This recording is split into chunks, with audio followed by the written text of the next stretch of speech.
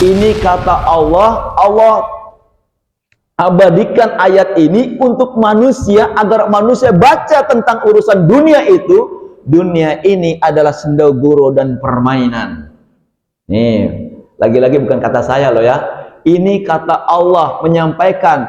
Ketika kita membaca ayat ini, hukumnya sunnah, menghafalnya hukumnya sunnah, menjalankan ini arti dari ayat ini, itu hukumnya wajib. Bagaimana pelaksanaannya? Perlu ada kajian, perlu ada pembahasan. Tuh, begitu. Hati-hati, jangan sampai ayat-ayat Al-Quran ini kita menolaknya.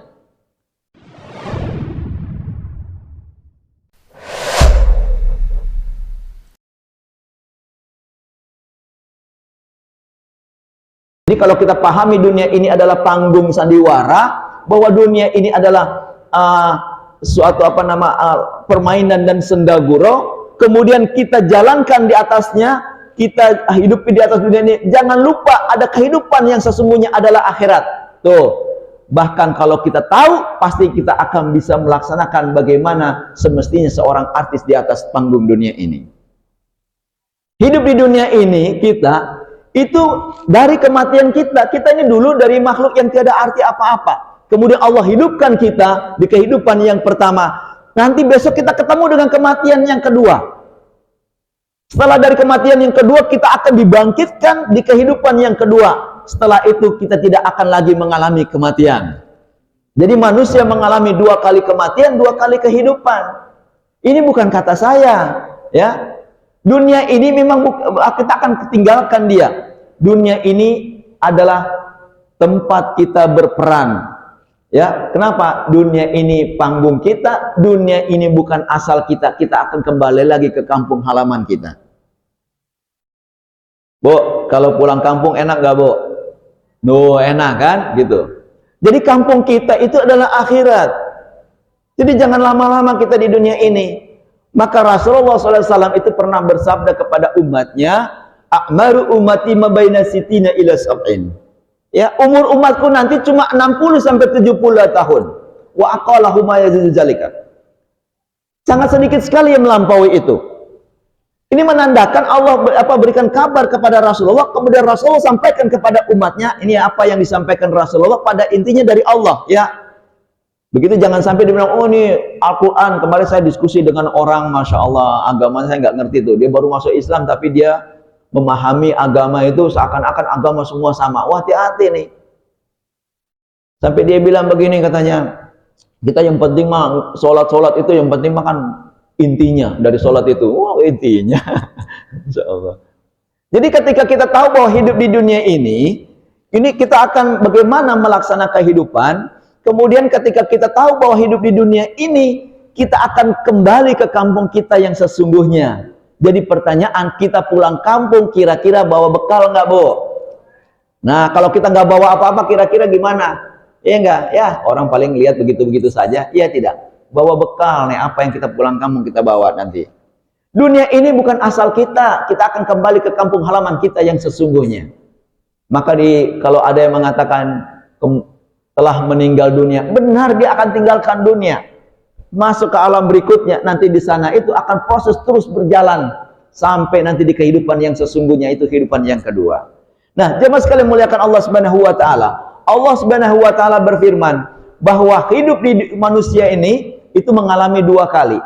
Ya, kematian dialami 2 kali dan kehidupan pula dialami 2 kali. Sebagaimana Allah Subhanahu wa taala mengabadikan di mana ada orang-orang yang berteriak di akhirat, kemudian mereka berkata kepada Allah, tuh, qalu rabbana amatana snataini ya hayaitana snatain. Mereka berkata, ya Tuhan kami, engkaulah yang telah mematikan kami 2 kali, engkau hidupkan kami 2 kali pula.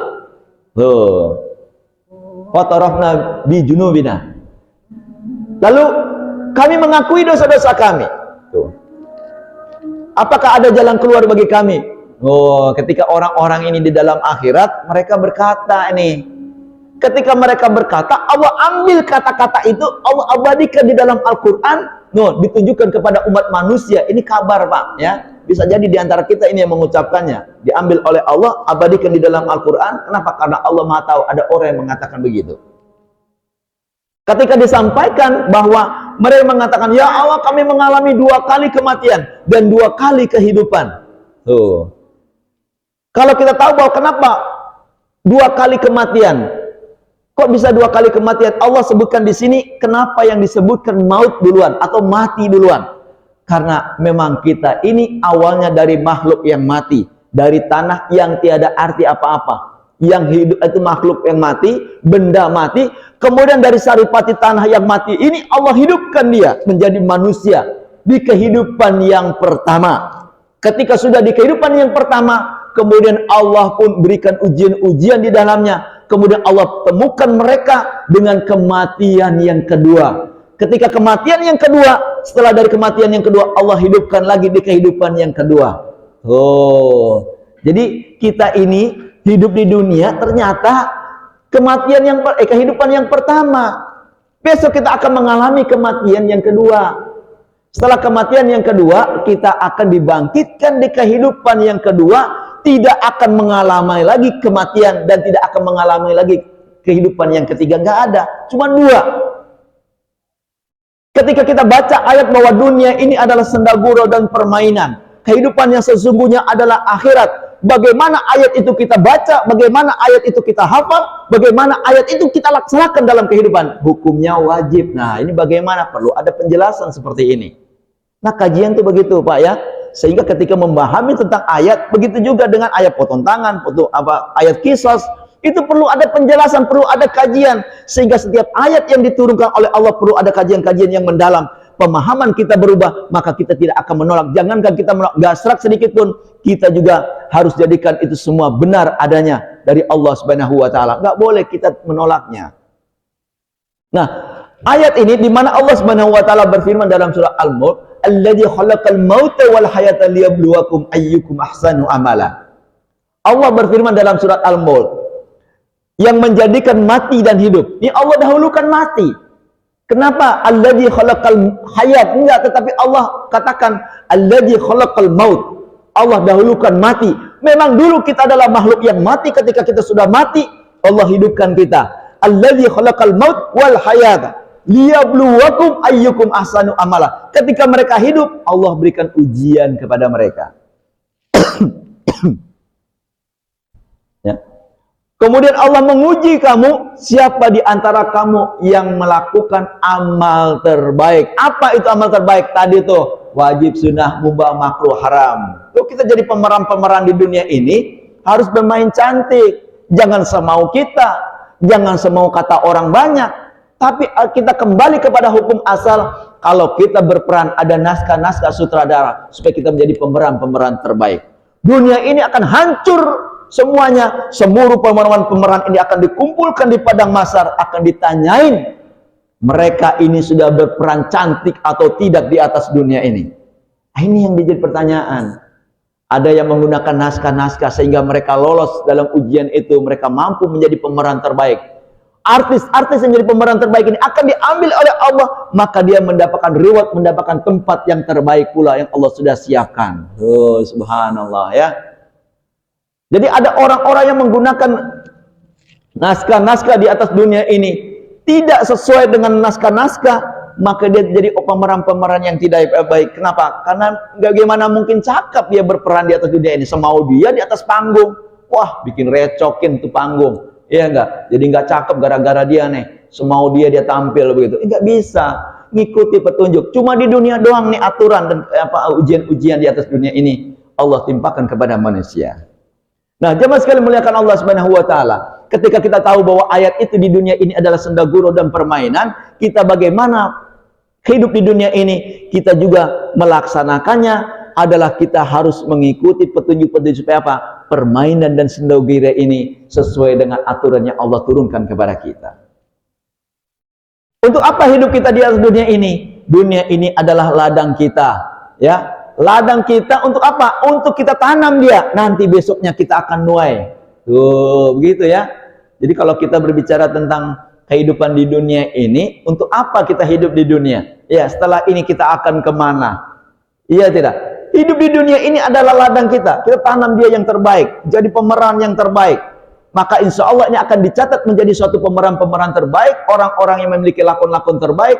Maka ketika dia sudah berhasil di kehidupan yang berikutnya, dia akan merasakan kehidupan yang sesungguhnya di akhirat itu mendapatkan tempat. Kenapa? Karena dia menggunakan naskah-naskah sesuai dengan aturan dan kehidupan di atas dunia. Nah, dunia ini juga jadikan ia suatu bekal yang nanti kita akan bawakan di akhirat nanti. Dunia ini adalah singgahan kita. Besok kita pulang kampung. Bapak Ibu kalau pulang kampung, kira-kira mampir nggak ke rest area? Mampir ya. Kira-kira berapa lama di rest area? Bertahun-tahun? Enggak lah. Mau buru-buru kayaknya. Iya enggak? Makanya Allah Subhanahu wa taala menyampaikan kepada baginda Rasulullah, "Akmaru ummati ma baina sitina ila sab'in," bahwa umur umatku nanti antara 60 sampai 70 tahun. Ini umatnya Rasulullah sampai akhir zaman. Umurnya cuma segitu, rata-rata. Bisa lebih, bisa kurang. Kalau lebih itu bonus. Iya tidak? Nah, ketika bahwa Allah menyampaikan kepada baginda Rasulullah, umatnya Rasulullah ini cuma 60 sampai 70 tahun. Kenapa? Karena umur nabi-nabi sebelum Rasulullah itu ada ratusan tahun, bahkan ribuan tahun umur mereka. Nah, inilah bahwa umur yang sangat panjang dulu nabi-nabi, umatnya Rasulullah dibatasi. Apakah Allah tidak sayang kepada umatnya Rasulullah? Justru Allah sayang kepada umatnya Rasulullah. Kita jangan lama-lama di dunia, ya enggak? Nggak usah lama-lama di rest area. Dah mbak, di situ di rest area sholat aja sama makan. Udah kesini lagi buru-buru biar sampai ke kampung segera. Iya tidak? Nggak usah lama-lama, jangan tertipu dengan dunia, ya enggak? Keliling-keliling lari pagi melupakan sholat subuh, ya enggak? Begitu. Segala macam kita lakukan di dunia ini, ternyata dunia ini bukan kehidupan kita yang sesungguhnya. Dunia ini kita jadikan dia suatu ladang untuk kita menanam, kemudian kita siapkan bekal untuk kehidupan yang kedua. Dan dunia ini adalah jembatan kita menuju akhirat. Ya, kita jadikan dunia ini benar-benar suatu yang memberikan kemudahan kepada kita untuk beribadah kepada Allah, bukan makin jauh daripada ketaatan kepada Allah. Maka dunia itu jangan masukkan ke dalam hati. Supaya apa? Tetap kita melihat atau berbagi untuk yang lain. Sebagaimana Abu Bakar As-Siddiq, ia berkata, "Genggamlah dunia di tanganmu, jangan letakkan di hatimu." Kalau dunia ini kita letakkan di hati, sulit untuk berbagi. Maka genggam dia di tangan untuk kita atur dunia ini. Dunia yang kita miliki ini adalah pemberian Allah, ini adalah titipan Allah.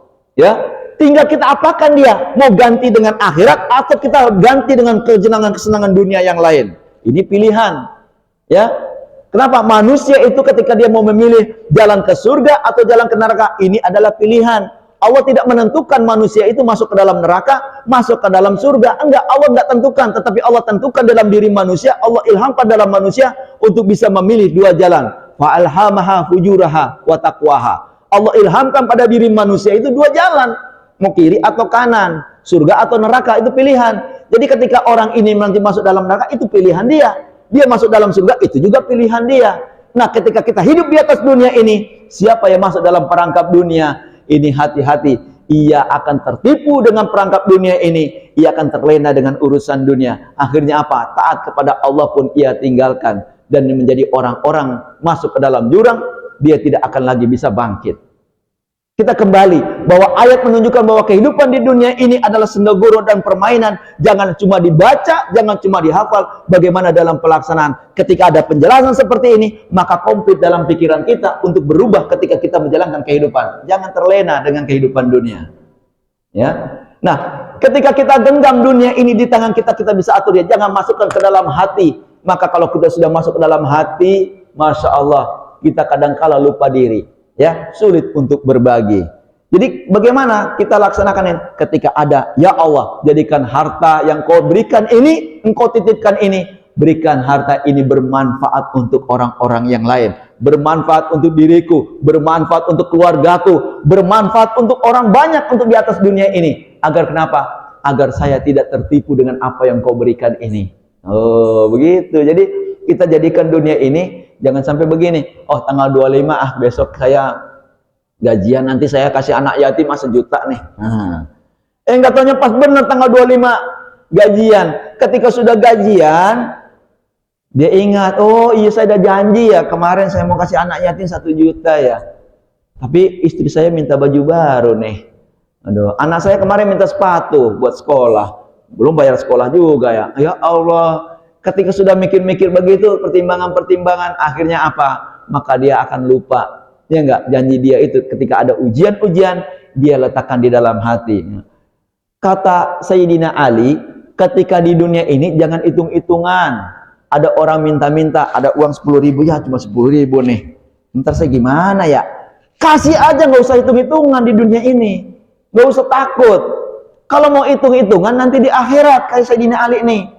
Jadi amal yang kecil ketika tidak ditampakkan oleh Allah, minta mau, ya Allah, kemarin saya beramal gini kok nggak kelihatan ya Allah, mana ini? Nah, itu boleh kita tanya nanti di sana. Kita hitung-hitungan di sana. Tapi kalau di dunia ini, jangan hitung-hitungan. Ada, keluarkan. Jangan takut, jangan sampai kita merasa miskin. Ya enggak? Dengan mengeluarkan, insya Allah, karena dia berbagi, Allah pun akan tambah, berlipatkan rizkinya kepada dia. Tuh, begitu. Nah, jadilah semua apa yang Allah titipkan ini bermanfaat buat manusia yang lain. Sebagaimana Rasulullah SAW bersabda di dalam hadis riwayat Imam Ahmad, khairunas anfa'uhum linnas. Sebaik manusia adalah yang bermanfaat buat manusia yang lain. Tuh, hidup ini kita tuh berjamaah. Gak ada yang manusia tuh hidup sendirian, merasa hidupnya bisa sendirian. Hidup ini berjamaah. Kenapa berjamaah? Karena manusia yang Allah ciptakan ini semua memiliki kekurangan-kekurangan. Ya, tetapi yakinlah dengan kekurangan-kekurangan yang ada pada diri manusia, setiap manusia juga Allah berikan kelebihan-kelebihannya. Dan dari kelebihan-kelebihan itulah kita berjamaah saling menutupi kekurangan-kekurangan kita, sehingga kita berjamaah tidak saling sikut-sikutan. Kita bisa memberikan kemanfaat kepada orang lain dengan kita berjamaah, insya Allah bisa kita lakukan itu. Manakala semua Allah berikan titipan-titipan ini, kita mampu bisa mengaturnya, kita bisa mengarahkannya, kita bisa mensiasati agar semua yang Allah titipkan ini menjadi kebaikan-kebaikan untuk diri kita dan untuk orang yang lain. Bahkan Allah SWT berfirman di dalam surat Al-Maidah ayat 32, "Wa man ahyaha faqannama ahya nasa jami'an." Dan barang siapa yang memelihara kehidupan seorang manusia, ini ayatnya ya, barang siapa yang memelihara kehidupan seorang manusia, maka seolah-olah telah memelihara kehidupan manusia semuanya. Duh, ini bukan kata saya loh ya, ini kata Allah dalam Al-Quran. Masa kita nggak percaya? Kita kasih makan orang di jalan, satu orang ini kasih kehidupan dia, nah seolah-olah dia memberikan manfaat tuh kepada orang yang banyak. Luar biasa nih ayat-ayat Allah berikan. Kenapa? Umatnya Rasulullah umurnya sangat singkat, 60-70 tahun. Ternyata Allah fasilitasi dengan segala macam apa yang ia miliki. Insya Allah ini akan bermanfaat untuk dirinya. Bahkan ketika ia meninggal dunia pun ia terus dicatat pahalanya terus sampai hari berbangkit. Luar biasa nih. Umur umat kita sangat sangat singkat, tapi insya Allah dengan apa yang Allah berikan fasilitas ini, kita bisa memiliki umur yang panjang. Kita pulang kampung, ketika kita pulang kampung ada nih tanaman-tanaman di Jakarta yang dimakanin oleh orang-orang, ya kan, buahnya dimanfaatin segala macam. Kita pulang kampung, manfaatnya masih ada di Jakarta. Enak nggak? Tuh diceritain Pak RT, Pak RT, nih Masya Allah, ini ada wakafnya ini dari ibu ini. Iya tidak, buah-buahannya silakan dipakai untuk tamunya, untuk orang-orang yang lewat silakan. Iya, ini buat bermanfaat buat orang-orang di sini. Masya Allah ya. Orangnya di mana? Udah pulang kampung Pak RT. Pulang kampung kemana? Ke akhirat. Udah pulang kampung akhirat, tapi manfaatnya masih terus mengalir. Manfaatnya ini adalah bisa jadi dengan secara lahiriah dan juga secara batiniah ya. Nah, jemaah sekalian muliakan Allah Subhanahu wa taala, ketika kita berbuat baik, pada intinya kebaikan itu kembali kepada diri kita. Nih hati-hati ya, jangan sampai kita lagi di jalan, kita ketemu dengan ada seorang pemuda, ya enggak? Udahlah pemuda begitu, pakai anting-anting. Maaf saya posisinya agak dirubah. Ketika ngelihat ada orang dorong-dorong motor, udahlah motornya amburadul, pakai anting-anting. Pernah lihat begitu Pak, Bu? Oh, pakai lepis robek lagi, celananya lepis robek, ya enggak? Terus kita ngomong begini, oh rasain lo sih macam-macam hidup lo begitu, gitu kan, rasain lo. Hati-hati nih, pada intinya kebaikan-kebaikan atau keburukan-keburukan kita lakukan, kita itu akan kembali kepada diri kita. Allah Subhanahu wa taala berfirman di dalam surat Al-Isra ayat 7, in ahsantum ahsantum fi anfusikum. Barang siapa berbuat baik, maka sesungguhnya kebaikan itu adalah untuk dirinya sendiri. Maka kalau kita mendoakan guru kita di sini, kalau ada guru, doain dia. Ya Allah, panjangkan umur guruku, berikan dia kemudahan dalam dakwanya, berikan dia kemudahan dalam urusan menggapai rezekinya, kemudahan dalam mengurusi rumah tangganya, ya Allah. Berikan dia segala macam kemudahan-kemudahan, ya Allah. Pada intinya doa itu balik pada kita. Tuh gitu, jangan pelit-pelit berdoa. Kita doain saudara-saudara kita di Palestina. Kita doain, ya Allah, berikanlah kemuliaan kepada mereka. Berikanlah mereka kekuatan kepada mereka. Berikanlah kesabaran kepada mereka. Berikanlah mereka suatu ke tempat yang terbaik, ya Allah. Pada intinya doa itu untuk kita. Apalagi kita doa untuk guru kita. Gitu ya. Bu, jangan sampai begitu, Bu ya. Jangan sampai buruk dibalas dengan keburukan. Jangan, Bu ya. Orang fitnah kita, jangan balas dengan fitnah. Biarin aja. Kalau Rasulullah SAW itu memiliki akhlakul karimah, ya, itu di Mekah. Tapi ketika sudah pindah ke Madinah, Rasulullah itu memiliki akhlakul azimah. Allah Ta'ala, bahwa hidup di dunia ini adalah sesuatu yang adalah sendagura dan permainan. Ini terakhir, Bu ya. Nah, ini bahwa kesimpulannya adalah